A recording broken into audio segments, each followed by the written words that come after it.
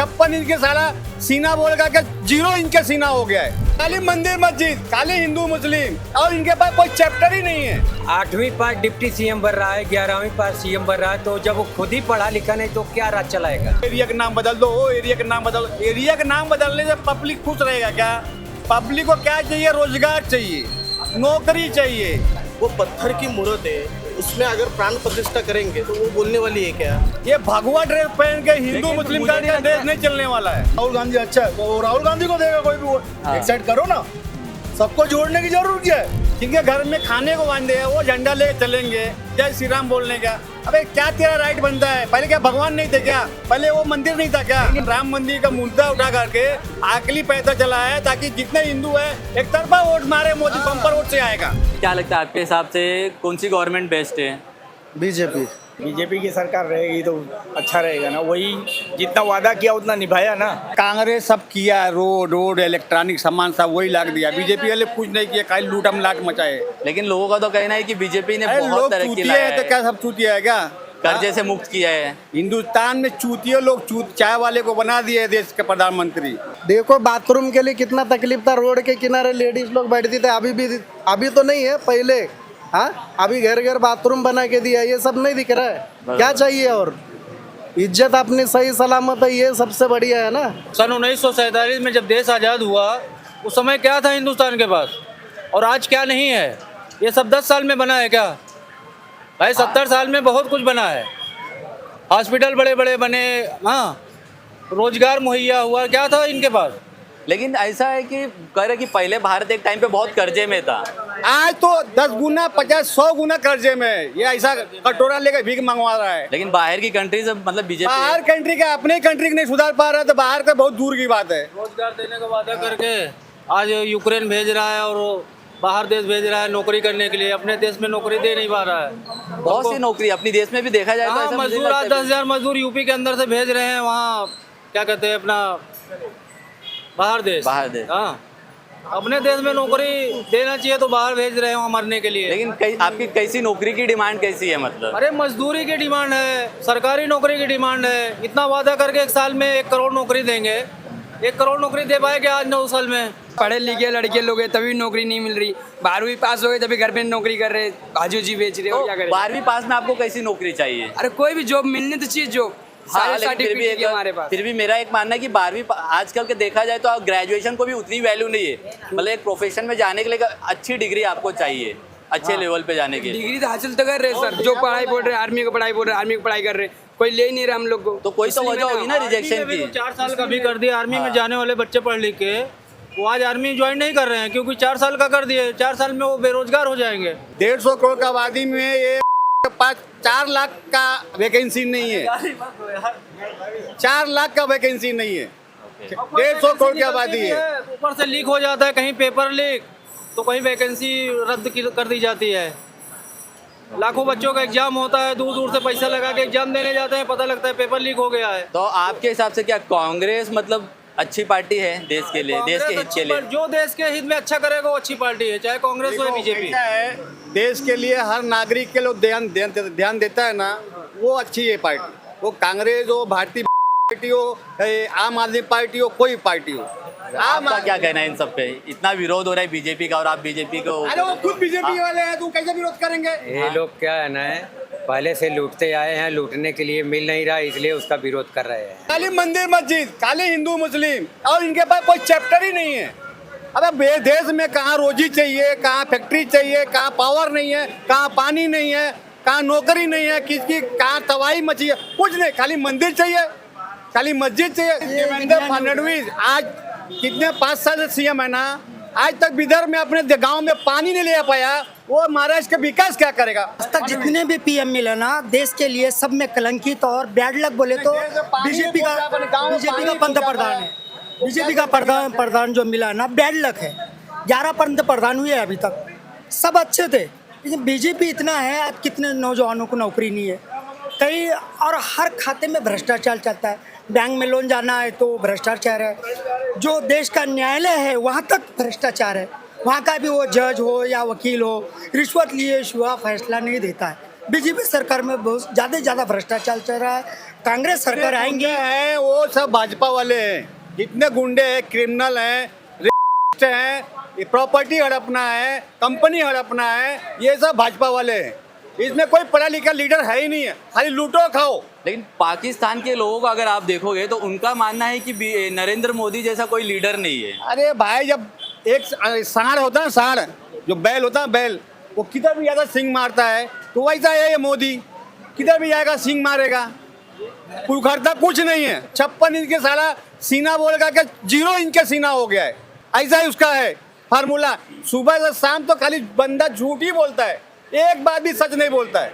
अगर सभी पार्टी को मिला के अब तक देश में जितनी भी पार्टीज है उनमें से आपके हिसाब से देश का बेस्ट लीडर कौन हो सकता है पीएम पद के लिए?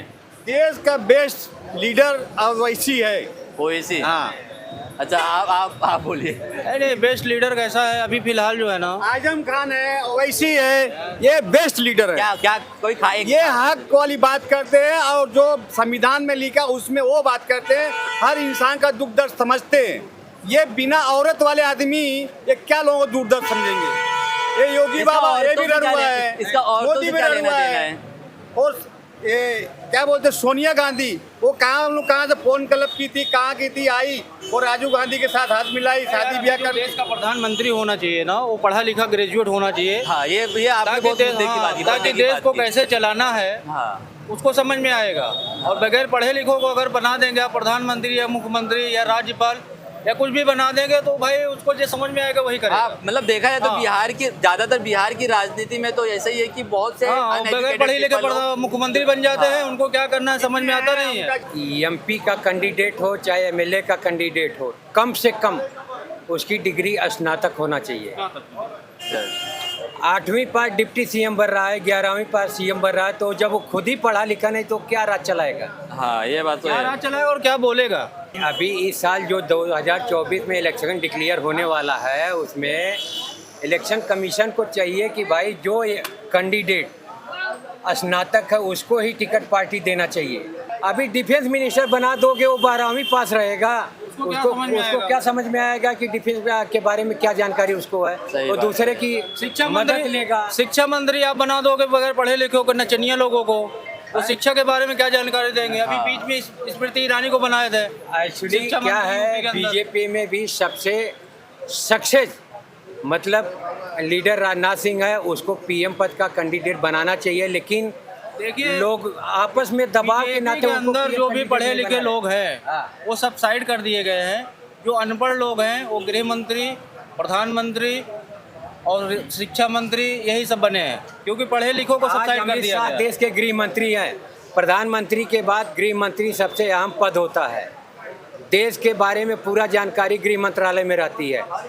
खुद जो है अमित शाह होम मिनिस्टर होते हुए गुजरात का जेल में थे, उसके बाद भी उनको देश का गृह मंत्री बनाया गया।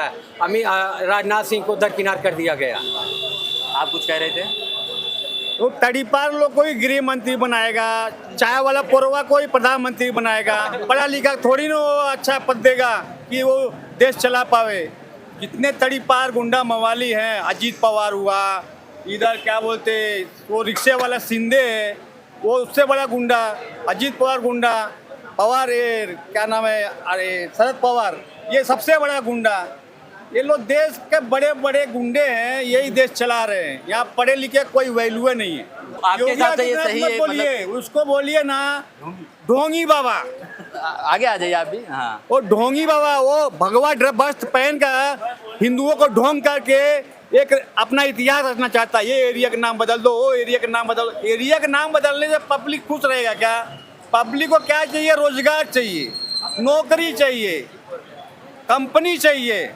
ये भगवा ड्रेस पहन के हिंदू मुस्लिम का देश नहीं चलने वाला है। मुझे नहीं लगता है कि नौकरी की कमी है। क्या? अगर आप तो पब्लिक इतना घूम रहे हैं ना। हम उत्तर प्रदेश से बिलोंग करते हैं। अगर उत्तर प्रदेश के अंदर रोजगार होता तो हम महाराष्ट्र में क्यों रहते? हाँ, वो साइड में है हमारा थोड़ा सुनो बहुत पहले, इंडस्ट्रियल एरिया। हमको हमारा वतन याद आता है, लेकिन मजबूरी है कि हम मजदूरी करने महाराष्ट्र आते हैं। हाँ, ये विकास जो है उत्तर हम प्रदेश के अंदर आजमगढ़ से आते हैं। आजमगढ़ में एक अतरौलिया विधानसभा क्षेत्र है। आज वहाँ पर बीजेपी की सरकार है।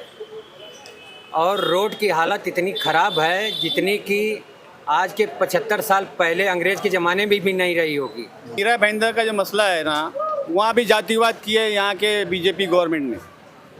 ये सब गवर्नमेंट बीजेपी करवा रही है। या जितना भगवा ड्रेस पहना रही है, भगवा झंडा लगा रही है, बीजेपी करवा रही है। जिनके घर में खाने को बांधे हैं वो झंडा ले चलेंगे, जय श्री राम बोलने का। अबे क्या तेरा राइट बनता है? पहले क्या भगवान नहीं थे क्या? पहले वो मंदिर नहीं था क्या? हाँ? टाइप का फेस्टिवल है ना, इसके पहले हिंदू नहीं थे, आज पहली बार हिंदू बन रहे हैं। ये लेकिन वो रोज भगवा झंडा लेके नहीं निकले, वो उस दिन सेलिब्रेट कर रहे थे। काय का सेलिब्रेट? रोज सेलिब्रेट 365 दिन खाली सेलिब्रेट ही करेंगे। या लोग खाने को बांधे चल रहे और तुम 365 मोदी जी सेलिब्रेट क्या कर करेंगे। रहे हैं? आरएसएस वाले क्या कर रहे हैं? लोगों को गुमराह कर रहे हैं। ये बोल रहे हैं कि प्राण प्रतिष्ठा 16, वो पत्थर की मूर्त है, उसमें अगर प्राण प्रतिष्ठा करेंगे तो वो बोलने वाली है क्या? अभी तक राम मंदिर का जो मुद्दा है, राम मंदिर 40% तक ही बना है। अभी तक पूरा बना नहीं है। इन लोगों ने 2024 में जो इलेक्शन होने वाला है, इसके लिए उसका प्राण प्रतिष्ठा 16 घोषित कर दिया और लोगों को गुमराह किया, लोगों को यहाँ पे उल्लू बनाया है वोटिंग के लिए। हर जगह हर साल उल्लू बनाने का काम चालू है। का नाला डाला होता ना गेम में, वैसे मोदी ने ये राम मंदिर का मुद्दा उठा करके आखिरी पैसा चलाया है ताकि जितने हिंदू है एक तरफा वोट मारे। मोदी बम्पर वोट से आएगा 24 में। ये सब उसकी भूल है।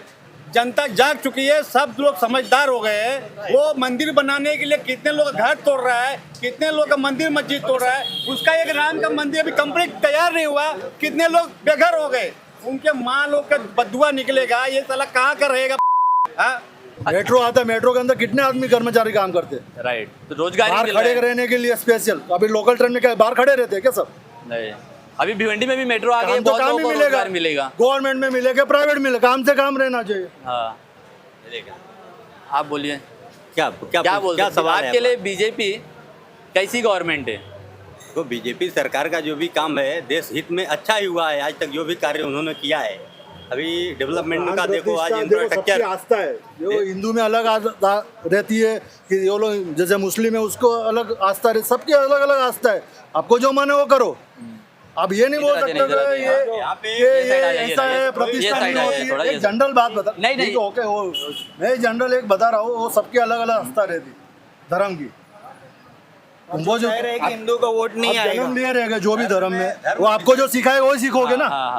मैंने जो बोल रहे थे हिंदुओं की वोट नहीं आएगा, एक बार पिछले कुछ दिन पहले रिकॉर्ड निकला था कि बीजेपी मोदी को कितना वोट है। जितने मोदी को वोट है उसमें से 10% सिर्फ हिंदू लोग वोट दिए थे, बाकी सब आज बाजू के दिए थे। और मैं बीजेपी को इसलिए मानता हूँ, जब तक जाने तब तक बीजेपी को दूंगा, क्योंकि ये जो फोन है 5 साल पहले ये फोन नहीं था, तब हमारे पास छोटा सा फोन था। अगर उसमें हम लोग पढ़ाई के लिए भी, इंटरनेट के लिए भी डालते थे, 100 रुपया 150 रुपये का डालते थे। अभी 20,000 का आता था, आज कितने की कीमत है? आप क्या बोल रहे थे? देखिए, बीजेपी गवर्नमेंट जो है ना, डेवलपमेंट का काम बहुत ऊंचे स्तर पे किया हुआ है। आप देश में कोई भी कोने में आप देखें, इंफ्रास्ट्रक्चर हो, रोड हो, मेट्रो हो, रेलवे हो, बड़े पैमाने पे काम हुआ है। लोगों को रोजगार भी मिला है। अब जिसको नहीं काम करना है उसके लिए रोजगार नहीं है। रही बात आस्था और धर्म की, वो दरकिनार करते हुए आप गवर्नमेंट के काम पे जाओ, गवर्नमेंट की पॉलिसी पे जाओ, तो उन्होंने काम अच्छा किया है। वन साइड खेल सकते हैं। हाँ। अभी समझो राहुल गांधी अच्छा है तो राहुल गांधी को देगा कोई भी वोट। एक साइड करो ना, सबको जोड़ने की जरूरत क्या है?